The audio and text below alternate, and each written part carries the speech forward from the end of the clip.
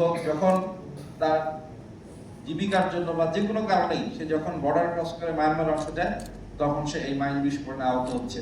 এবং সারা বাংলাদেশে, সারা পৃথিবীতে একটা মাইন চুক্তি আছে, যে চুক্তিটা বাংলাদেশ সাইন করেছে, কিন্তু মায়ানমার এই চুক্তিতে সিগনেচার করে নাই।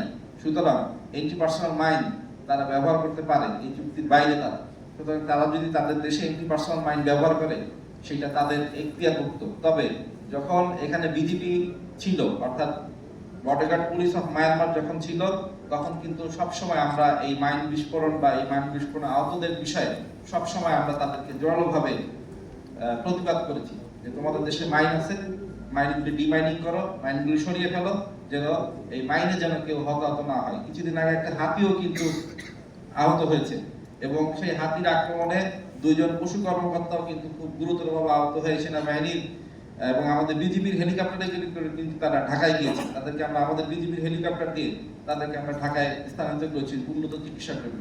সুতরাং ওই পাশে মাইন থাকা মানে এটা আমাদের জন্য একটা বিপদ।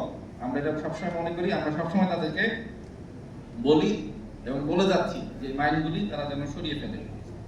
পোর্টের বিষয়টা আমরা বললেন, পোর্ট দেখেন